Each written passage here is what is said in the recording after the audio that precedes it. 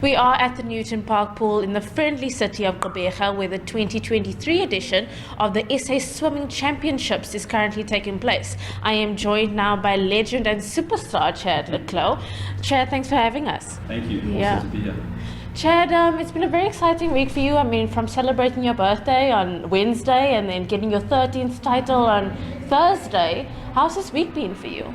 It's been a phenomenal week. I think we spoke about it off camera, how great the energy has been this week, and I think this Nationals has felt a little different to the previous years. I think even my dad was saying on the flight down how excited he was. So, no, a big thank you to Gqeberha and PE. It's been a phenomenal couple of days for me, and obviously just off my birthday, 13 in a row. I think that's a big record. I think the last person to go 8 in a row was Terence Parkin back many years ago. So very humbled to have that honor, but.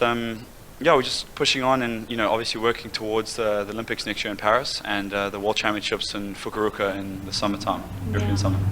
Speaking of World Champs in Paris, these are two big competitions, championships coming up. How are you feeling? How's training going? Training's been excellent. It's actually been a phenomenal, 6 months for me since I moved to my new coach, Dirk Lange, in Germany. The training's been great since the World Championships in December. Obviously, after the double gold, I was very excited. Just really kick-started the career again, and I think this week has just been a product of the hard work that I put in. Last year in the 100 freestyle, I was 5th, you know what I mean, and almost 1.5 seconds slower than I was tonight. So tonight was a really good swim. I thought we'd all be a bit quicker, Matthew and Peter as well, but there's a weird curse on that 100 free. We always seem to go a little slow in the final point, but no, it was a good swim. Pity Roland didn't make the final. That would have been really awesome to have him there. But just happy to be here. I really am blessed to be swimming for such a long time. Like I said, I won my first national title in 2010. So it's crazy to think. Yeah. The boy's hanging on. Speaking of Roland in his return, what do you make of him being back in SA after 7 years? It's unbelievable. I remember racing Roland in 2013 in this pool, in the 100 free. Yes. I think I went the exact same time tonight, actually. But, he's a legend.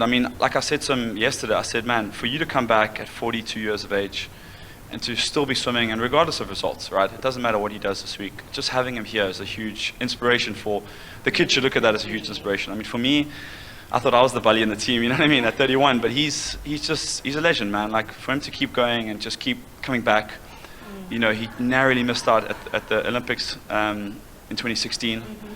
And that was nearly 8 years ago, 7.5 years ago, and for him to keep going and try and come back from this, it's truly inspirational. So congrats to him, and hopefully you can get the qualifying time. Yeah. And as you said, you felt like the bully in the team being 31. A lot of new kids on the block. We look at Matthew Sates, we look at Lara van der Kerk, who's been doing great work. What do you think of this newer generation, coming in and representing South Africa? It's unbelievable. I've been saying it for a long time, really. Even in 2019, I remember when Tatiana got the silver medal in the 200 breaststroke, and everyone was like, wow.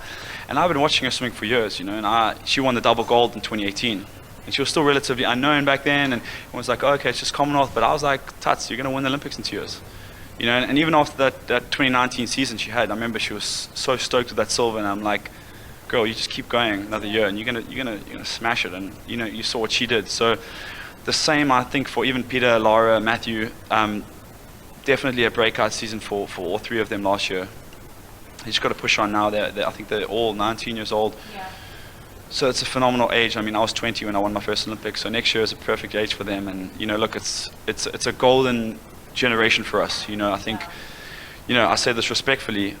Last year was the first time that myself or Cameron wasn't, the main guys for the team.